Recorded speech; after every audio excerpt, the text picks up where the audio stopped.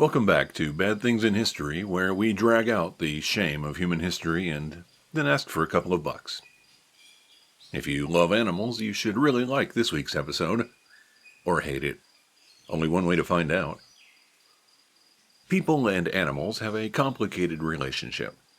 Whether they are eaten, used for labor, participate in experiments, or become a beloved family pet.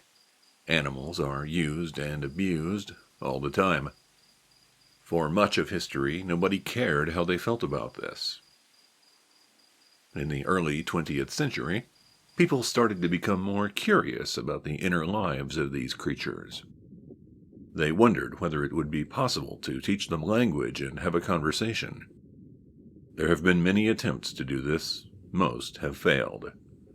Today we are going to tell you about animals that seemed to understand human language. The clever Hans effect.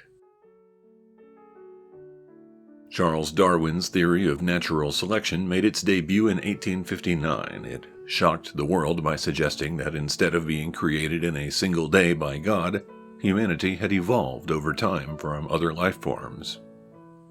In the decades that followed, curious people began to wonder if animals were self-aware. If humans and animals shared common ancestors, then intelligence might not be unique to humans. In 1904, Wilhelm von Osten thought he had the answer to this question. Wilhelm was a math teacher, a mystic, and a horse trainer. He was also the owner of a horse named Clever Hans.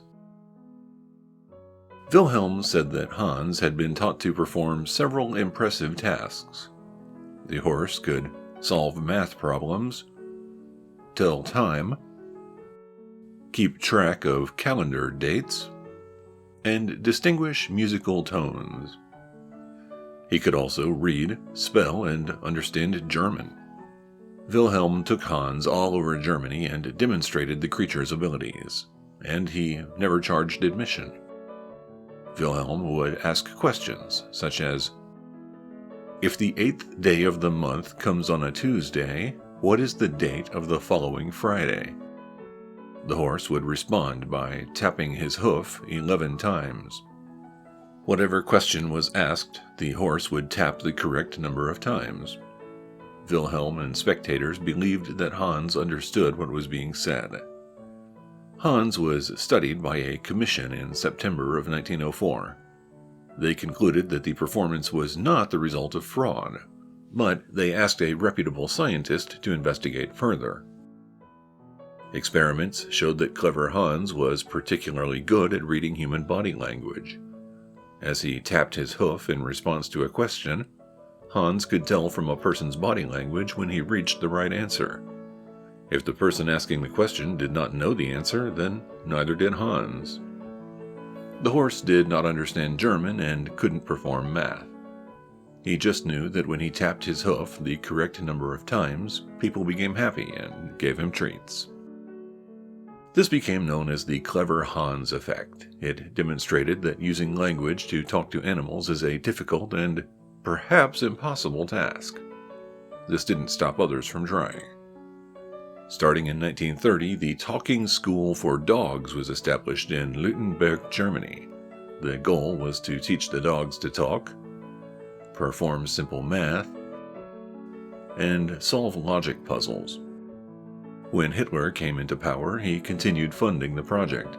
He thought intelligent dogs might help the war effort. The dogs could not use language. Observers said that the dogs knew they could bark a certain number of times to make certain things happen, but they didn't demonstrate any special reasoning abilities. Some who taught animals to speak were not really interested in teaching language. It was just a useful trick that could be used to earn a living. In 1981, Carl Miles taught his cat Blackie to say two things. The feline would meow in a way that sounded like, "I love you," and "I want my mama." Carl and Blackie were briefly famous. They appeared on television and radio shows, but when that ended, the pair started occupying street corners in Augusta, Georgia. Carl would ask people to donate in exchange for the cat speaking. The police told Carl that he would have to get a business license to continue performing in public. Carl became angry and sued the city. He said they were violating Blackie's First Amendment rights. The court ruled against Carl for two reasons. First, Blackie was not a human and did not have First Amendment rights.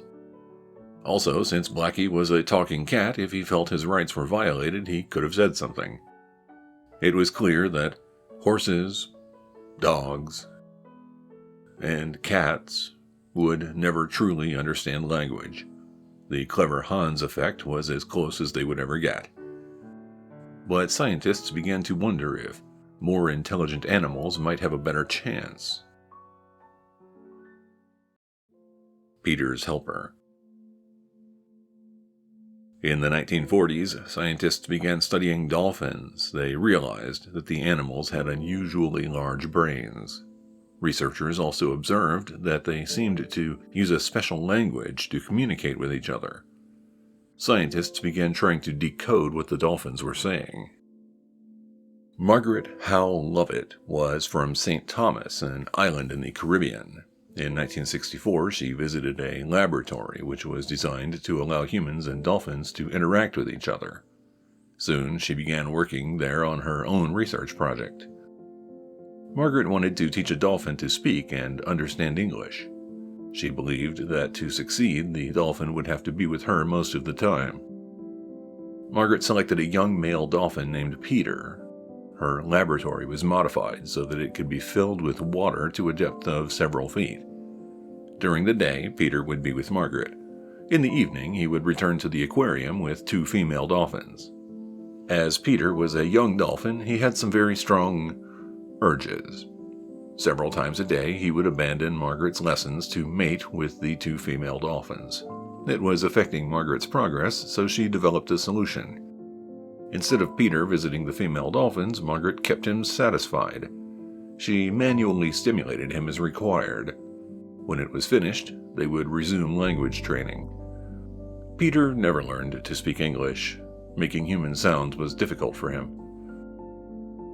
News of Margaret's unconventional dolphin relationship spread beyond her laboratory. In the 1970s, Larry Flint published an article about her in Hustler magazine. Funding soon disappeared for her research project. The entire facility had to be shut down. Peter was moved to another laboratory, but he no longer had any freedom. He was confined to a small pool by himself most of the time. Peter ended his own life. He took a breath, went to the bottom of the pool, then refused to come back to the surface. Project NIM. In the 1970s, scientists were trying hard to communicate with our closest relatives. They thought that perhaps chimpanzees could learn sign language.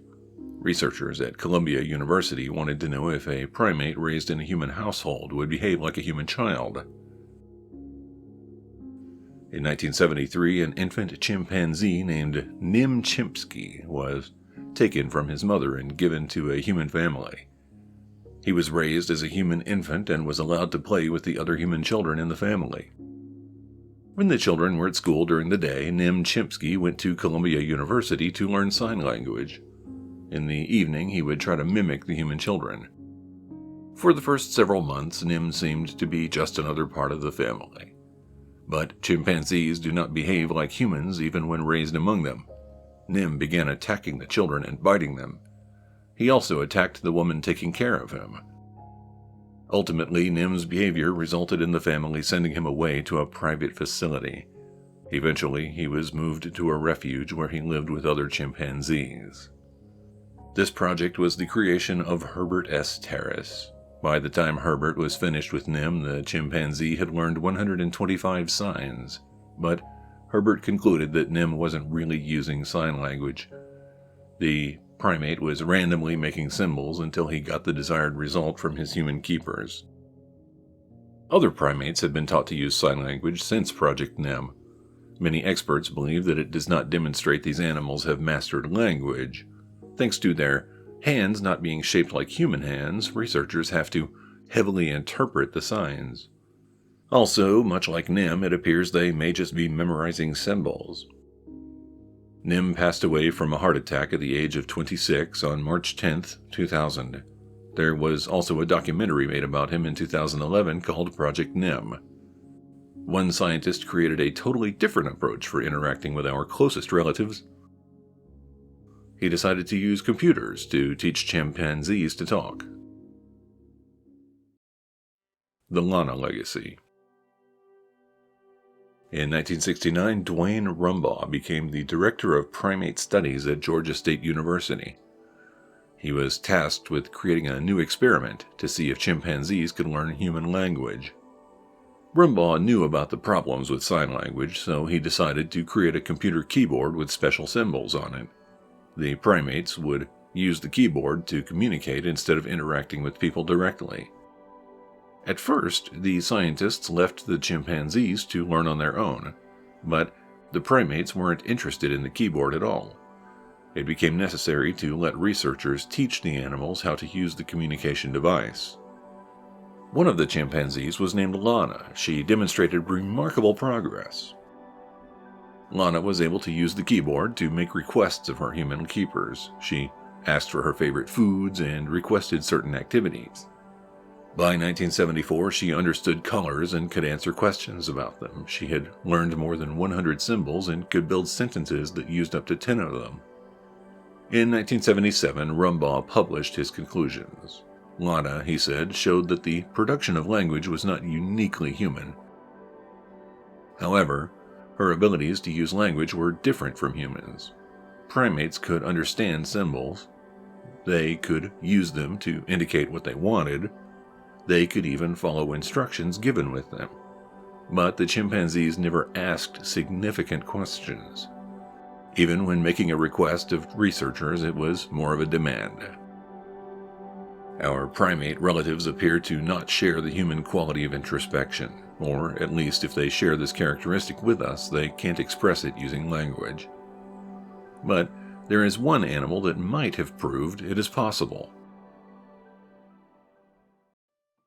Alex the Parrot. Irene Pepperberg is an animal psychologist. She studies animal cognition and was interested in the language abilities of animals, but her focus was on birds rather than primates. Until recently, scientists thought that a primate brain might be needed to process language. Irene wasn't convinced. In 1977, she bought Alex from a pet store in Chicago. He was an African gray parrot. The name she gave him was an acronym for Avian Learning Experiment. She dedicated herself to teaching the bird how to use language. Alex learned very quickly. Irene was never sure how much he understood language, but it was clear that the parrot had reasoning abilities comparable to primates. Irene said that Alex could use words to identify about 50 different objects. He could also count to at least 6. More importantly, Alex demonstrated that he might understand language at a deep level, comparable to humans. If he was shown an object that he had never seen before, then was asked about its shape or color, Alex could answer correctly. Sometimes he appeared to make new words from ones he already knew. Alex knew what a banana was. He also knew what a cherry was. When presented with an apple for the first time, he called it a banary. Irene suspected that he took 2 words that described how this fruit appeared, then combined them. Alex also did something that no other animal did before. He asked a question. After learning about colors, one day Alex looked in a mirror and asked Irene, "What color?" She kept repeating gray. After 6 repetitions, Alex understood the word that described his appearance. Unfortunately, Alex passed away on September 6, 2007. His last words to Irene, which he normally said to her every evening, were, "You be good. I love you. See you tomorrow." Many of the scientists who worked with chimpanzees don't believe that Alex was using language. They suspect something like the clever Hans effect was happening. But a few scientists who worked directly with Alex are convinced he understood language. Most of the researchers agree that more studies are required. Can animals understand human language?